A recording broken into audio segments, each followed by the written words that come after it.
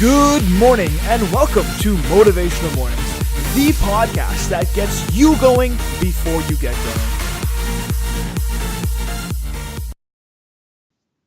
Good morning and welcome to Motivational Mornings. My name is Vivi and I'm here again with my co-host Ryan, and today we'll be talking about the book The Selfish Gene by Richard Dawkins. This book was one of the most popular science books of the 70s, and it got rewritten in the 1990s, early 2000s because of its popularity and update on things having to do with genes. And since Ryan and I figured we might as well switch the pace up the books a little bit and veer a little bit away from the business side of stuff, we figured why not dive into a little bit more of a science-based book and go into a little bit of gene-centered stuff so we could talk to you guys about that. One of the first points I found interesting about this book, Ryan, was the definition and the importance of a dominance hierarchy. And what that means is once an animal wins a fight, or maybe once an animal gets to mate and reproduce with a female, then they are more likely to do it again. This is the same for the losers and also for the winners, for the above two situations that I mentioned. And I thought about that for a little bit, and I thought it was quite important to mention that because even on a genetic basis, looking at if someone does something once, they're more likely to do again, kind of ties into a lot of the things we talk about in all the books we talk about in terms of self-help and trying to get better. And you can extrapolate from that the importance of positive thinking and giving yourself the best chance to win in all circumstances, and how that can extrapolate be very important to everyday situations. So instead of thinking that I'm only going to focus on just a few things to be good at or a few things to specifically focus on, maybe it'd be better to think everything I do should be of a quality repetition. It should be with meaningness in it, with meaningful attitude, and so that you can repeat that in the future, because the genes in our body are more likely to express the same action after having done it again from the first place.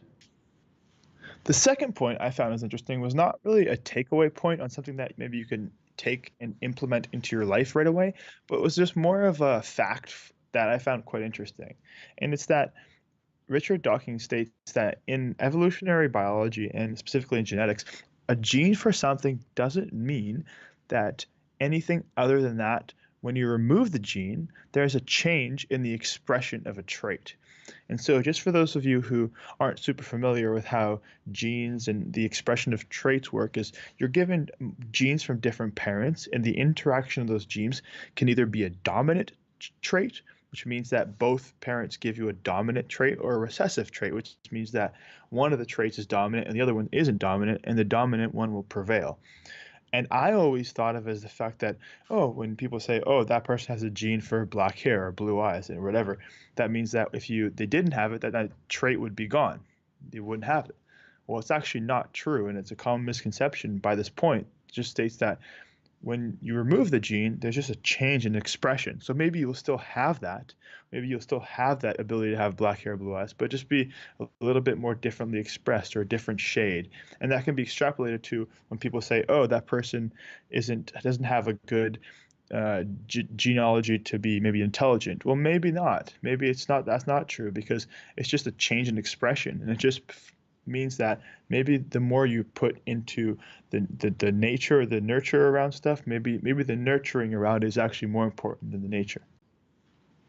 I just want to take a moment to let you guys know that if you do like this book, or any of the previous books that we've talked about in the past, or any book in general, feel free to grab it for free with our affiliate link through Audible. It helps us sustain the podcast a little bit, and the link is audibletrial.com/motivational mornings, and then you can sign up for a free 1-month trial for any book you can get for free, and then if you don't like it, go ahead and return it with no cost added.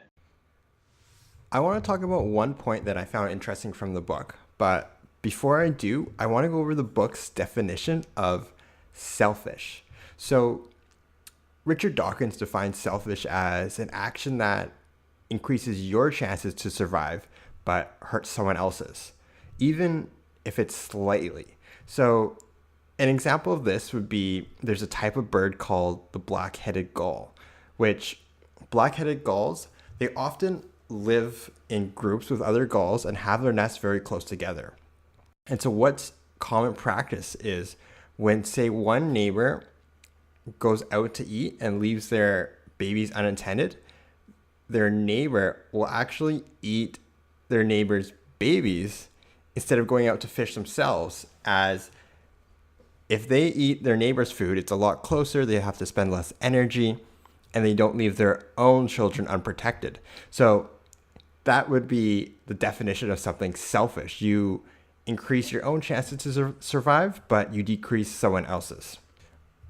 Now, on the flip side, bees would be a good example of the opposite, because when they protect their hive and they sting something, they end up dying shortly after. So that would be the total opposite, where they're hurting their own chances to survive, but helping someone else's, which is their hive.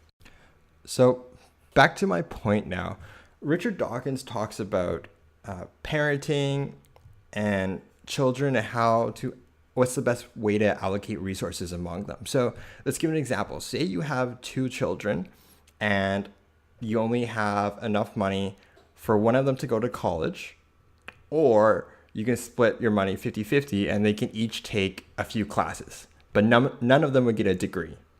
What's the best decision? Do you choose between the children and allocate 100% of your money to one to ensure that one succeeds and then the other doesn't? Or do you split them 50-50? They both have a lesser chance to succeed, but both of their chances are still better than 0. So I thought this was a really interesting concept, and he kind of goes through what's the best decision. But I was thinking, what if we think the same thing with goals? Because we ourselves only have limited resources. And if we have so many goals, how do we allocate, this is how much of my time I want to spend for this goal, and how much of my time I want to spend for, let's say, goal A versus goal B? And then I think that goes to, how many goals do we want to have? And so I thought it's interesting because some actions can support or help some of the goals we have, but they will hurt other goals we may have. So going back to the definition of selfish. And I think we really want to be strategic. This is a big wake-up call, and really plan what our long-term vision is and determine where we want to be in a year from now, 5 years, and 10 years. And then we can really help us plan and have suitable goals that push us in the direction we want to go. And so we can focus our time and energy and efforts on these specific goals instead of spreading our efforts thin throughout hundreds of different goals and having different goals that might be pulling us in all these random different directions.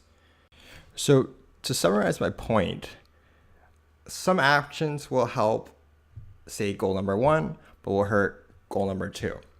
So I think it's really important that we prioritize where we want to be and what goals we want to achieve, so that we focus our efforts in the most beneficial way. Richard Dawkins also talks about the concept of zero-sum games and non-zero-sum games. So this is a very common topic in economics and game theory. And so I want to give an example. An example of a zero-sum game is if one person wins, but the other person loses. So the net gain would be 0 for both people. So let's give it a more visual example. It might be easier to understand. So a classic example is, say, the hawk versus a dove. So the hawk wants to eat the dove. If the hawk wins, he's no longer hungry, but the dove, well, dies. If the dove wins and gets away, the dove is safe, but the hawk starves. So no matter the outcome, someone wins, someone loses. But there's also non-zero-sum games. And a classic example of this would be the prisoner's dilemma. So say you and a friend commit some sort of crime and go to jail. And the police interview each of you separately. So if you don't rat them out and don't say you and your friend did it, and your friend says that neither of you did it, the police have no evidence and you both get out scot-free. But is where it gets tricky. If your friend says you did it, but you say you don't do it, well, then you go to jail for, let's say, 10 years because you were lying to the police and they know it because your friend said it. On the flip side, if you tell the police you did it and you admit it and your friend lies and they said they didn't do it, well, then you only get 1 year for telling the truth and your friend gets 10. So this is a non-zero sum game because the optimal result is if your friend doesn't say you're guilty and you don't say you're guilty and the police have no evidence, well, then both you and your friend, you both win. There's no loser in that game because you don't go to jail and he doesn't go to jail. So this is the area Richard Dawkins is saying, or I think at least, where we want to look to cooperate. We want to find those non-zero sum games. And if we want to go back to our point earlier about goals, can we find non-zero sum goals? So maybe we have goal A and goal B, and maybe goal A also helps out goal B. So let's give an example. Maybe one of your goals is to live a healthy, longer life. And maybe one of your goals is you want to increase your time for your 10-kilometer run. Well, this might be considered a non-zero sum game or non-zero sum goal, because if you increase your running time or your best 10K time, well, you're probably also going to be healthier and live a longer life. So I thought that was interesting. Kind of when you're planning your goals, maybe combine them in a way so that they're non-zero sum goals, where one goal benefits the other goal instead of having one goal decrease the progress of the other one. The last point I want to talk about today, Ryan, is more of a summary at one point where Richard Dawkins goes into what was happened through humanity in terms of suffering and where it has led us. Richard Dawkins makes it clear that human suffering has been caused far too often throughout our society and evolution because too many of us cannot grasp the fact that words are only tools for our use. And that the mere presence of a word in a dictionary, for example, does not mean that it has to refer to something definite in the real world.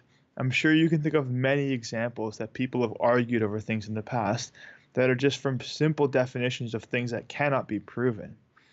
He says that when we argue on the details of the past that are attained without the scientific method model, which means that it has been tested under unbiased rigor and has been proven to actually be a fact, then we are merely arguing for the sense of arguing. And we're not actually really doing something to try to come to a conclusion. We're not arguing for a sense of for a conclusion. Which led me to think of the times that when someone is bringing something up in my daily life and I just maybe want to just argue for the sense of maybe seeing where they're coming from, is it actually worth it? And it's probably isn't. When at the end of the day, if they want to just give me their opinion on something, then I'd love to just hear about it. But I'm not someone to bring that down unless it's going to detriment them in that case anyways.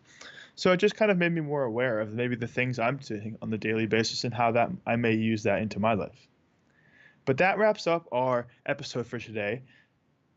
Thank you for listening, and I hope you guys have a fantastic day. And again, if you would like to pick this book up for free or any other previous book that we've talked about, please feel free to go to audibletrial.com/motivational mornings to pick up a free copy of any book free of charge. Hope you guys have a great day.